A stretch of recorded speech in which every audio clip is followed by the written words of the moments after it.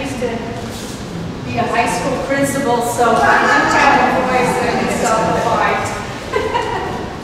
So anyway, to talk about Michelle Finn's film Beyond the Herd, you know, and what she's trying to address there is the terrible situation where our Mustangs are being terrorized with helicopters. And it's a brutal situation because they get separated from their foals. It's traumatic because it disrupts a whole entire family unit. And if you really understand horses, then you will understand they have family bands, much like we have families. And so it really is upsetting when they're separated without having a process in place. So you can't imagine, you know, as a mother, there's a longer time period than for a foal and a mare, but you have a baby, and you don't want to be separated from that baby before it's time. And so if you kind of equate that to that idea, then you understand how traumatizing it is for the horses.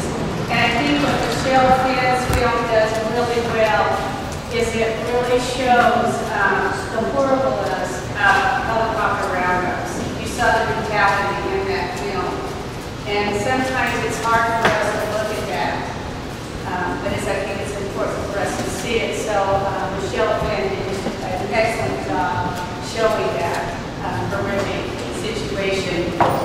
Now regarding my film, Mustang at the Carracas Mesa, it was inspired, of course, by Bob Browning, who is an icon of this area. And many of us from the old school know of his name. And also inspired by Fred Dixler, who he has that ranch there on the Carracas Mesa. And I think in the filming of it, the most heartfelt was when I uncovered Porter A.Z. Smith's actual voice. And so that was archived in our local Farmington Museum. And so to be able to get the family to allow me to use their pictures of the horses back in that day and how they settled the Carracas Mesa. But if you also look at the film closely, and you look at the herd, where I chose to put Porter A.Z. Smith, is he came down from Colorado. His mother had died, and his mother and father had separated. This was in 1916? And so he's just a 17-year-old, and he gets to go to World War I. And so does him. And so do the Mustangs and the horses. And it's horrific. And so if you get a little understanding about homesteading at that time, you see the horses, well, he's talking about he was displaced. And so he comes back, his dad has gone, he doesn't really have that family, so he decides to prove up on his father's homestead and does that. And if you notice that cave, that's where they made their home. And that's now underwater, and that's now on the lake today in the Carracas Canyon, as we call it in our area. But the most heartfelt for me was when we were doing the drone filming the horses, is that you see their bad behavior, and you see they don't have any place to go either. Because that's the 19th century when they were displaced and replaced by phones, machinery and all of that was created through World War I and through World War. So anyway, where am I at the time? Pick up the mic. Okay, it's not on, but it's okay. I want to introduce a person. If you'll allow me to, and I know I'm ad-libbing here. I am so heartfelt that you showed up, and I want to show a gift that he has given me. And I want to introduce a very important man because he works out there in the Jicarilla. He lives out there with the horses, and he knows them well. And so, Dennis Martinez made this for me and presented it to me today. So, that's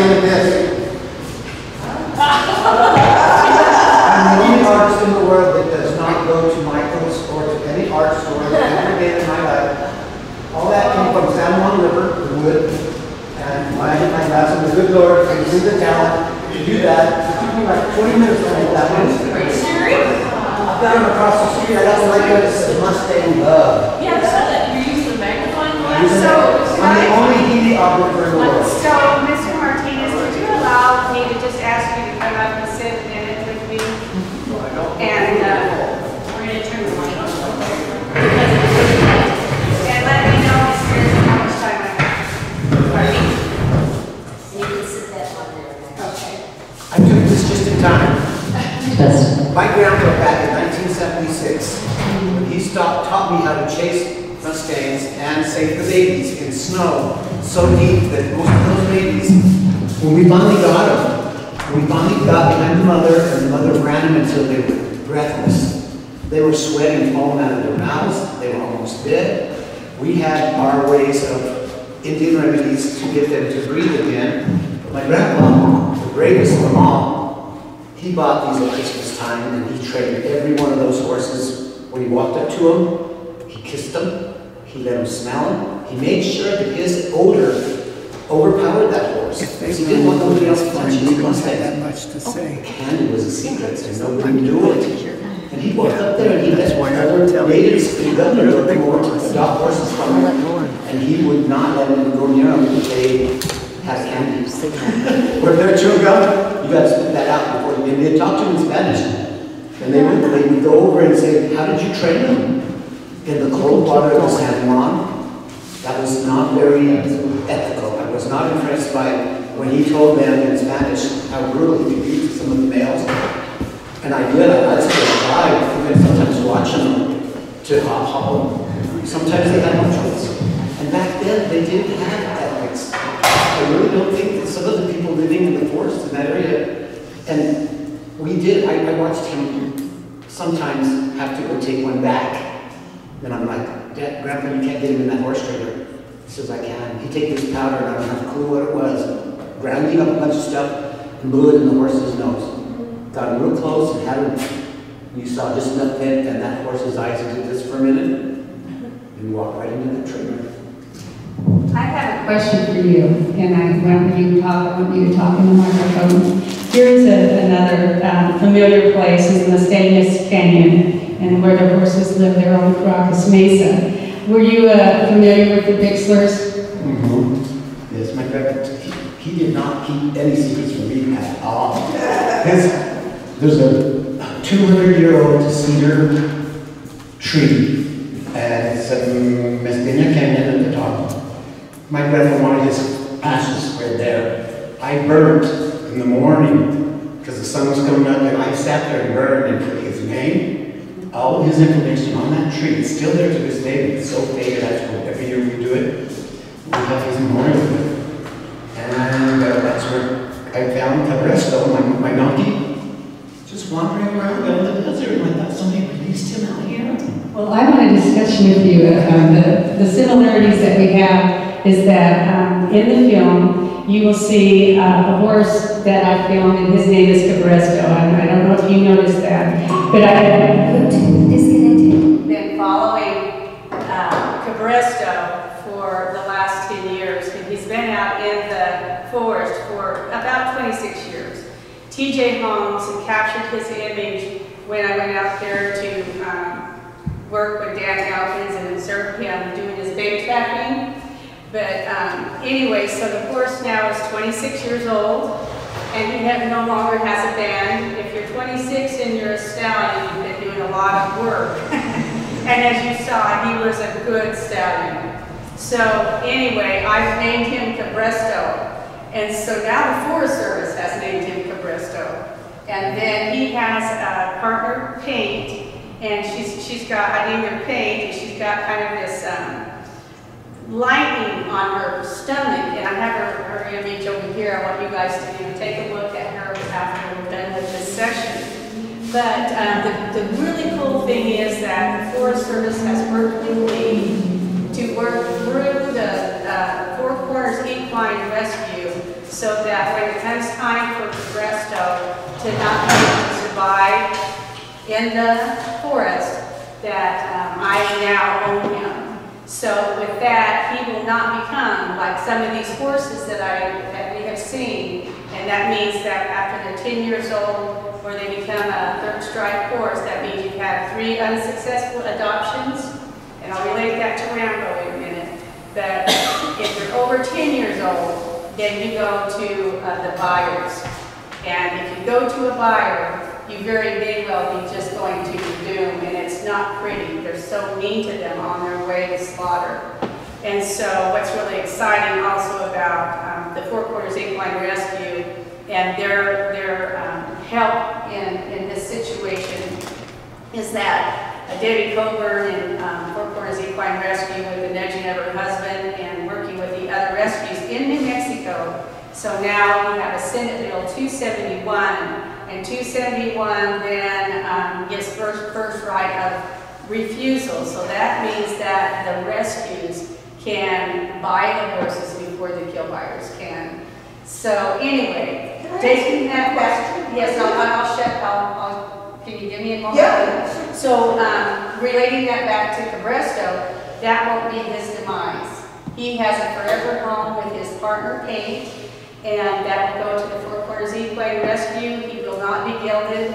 We're going to try to get a specimen so that we can save his heritage and his DNA. And then I'll hope he lives in the forest as long as he can, but when he can no longer survive out there. He had a hard time last year in the winter. So Cabresto is his name, and then I wanted to also relate this back to the Galisanio and Rambo, and then I'm ready for questions. How about that? Okay, so if you go back to Rambo, and my inspiration is when I ended up with Rambo, you know, I didn't know that he was going to be my horse because I had watched and observed his bait trapping when I was with Dan Elkins. I had, I have a passion all of a sudden. I think I was going to cry. So anyway, 2 years later, after I watched my horse get captured, I need him. So Rambo was captured in 2013. I adopted him in early 2013, and then I adopted him at the end of 2014. So he ended up being a third strike horse. So my beautiful Rambo was going to go to probably a kill buyer and slaughter. So it was amazing to me that he came into my life and I had watched him be bait trapped.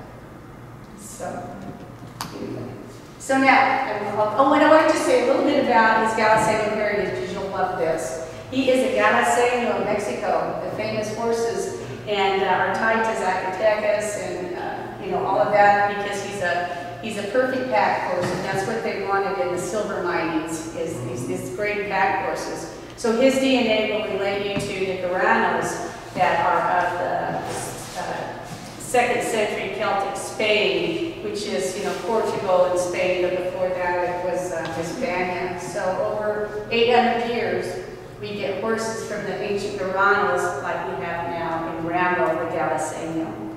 So now I'll conclude and ask for any questions. Sure. Yes. So I'm a little confused because is he a Forest Service horse? He is a Forest Service horse. He is a Jicarilla Mustang. Okay, but he has a BLM brand.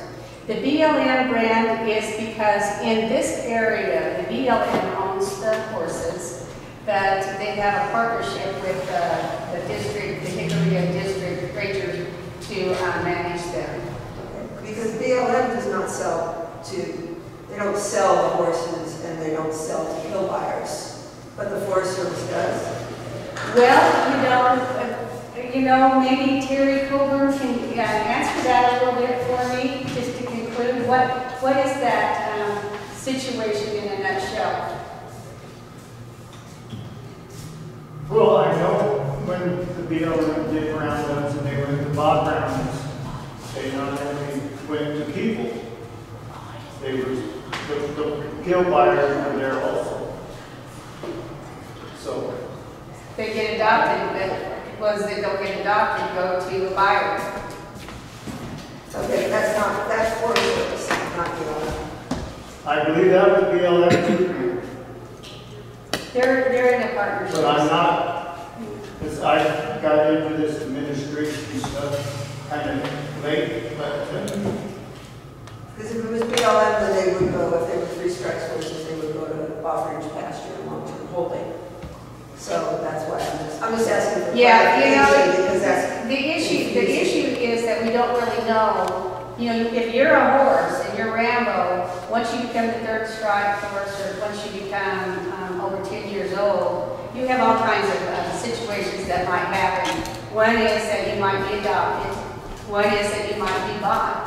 And if you're bought, you don't know who's going to buy you. And you can go to an doctor that just, you know, can't handle you, and you go to a doctor after a doctor. Or you can go to the buyers that go to these. but those are then privately owned horses being relinquished by doctors that have title. Like I have titled Mustangs, I can take them to a sale barn. Yes. Right. Yes. Right. There's no. Right. Once your first year is up, you know, you go through a year, and then you become the owner of that horse that you adopted. And if you get them, you know, straight from the Forest Service through the BLM here, the BLM gives the Forest Service the you know, the wherewithal to take care of and manage the Mustangs, then you get sold for $125. If you become a third strike horse like Rambo, then you're $25. And then you become a great money-making deal for a kill buyer. Okay, but you're implying that the Forest Service is selling to kill buyers. I'm implying that it happens. Okay, so my other question is what percentage of Galseno is coming back? Do you know his first primary marker, according to the Texas A&M, is the Galseno. The Texas A&M does not give you percentages because they just give you the first three markers. So he's a first marker Galseno. His second marker is a cream graft. And your cream grafts is an indicator that you have cavalry involved, because your cream grafts came in, in the 19th century. They weren't a breed yet. Yeah, and so your Galseno is going to be your ancient Carracas. And then to conclude with that, he's also Phil Pony, which shows a lot about his pack horse ability. So I had a really interesting thought about that, but all of a sudden it just escaped me. Yeah, most of the Mustangs have show Toronto European heavy stuff, but they all have a percentage right here.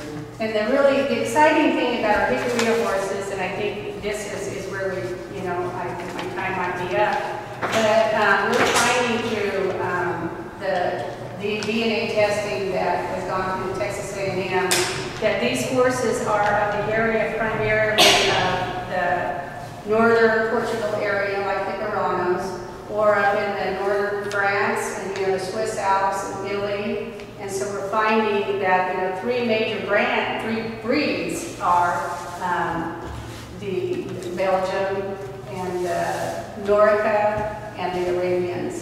And so that's indigenous to that area, and that's what we're finding a lot in our horses. So it's a journey. So you don't all of a sudden have horses disappear on the North American continent, then all of a sudden end up in Europe, and then get jettisoned back here. There's a whole long journey that created breeds that are really important and something really worth preserving as heirlooms, because they are markers of our history. They're living museums, and they have incredible breeding within them.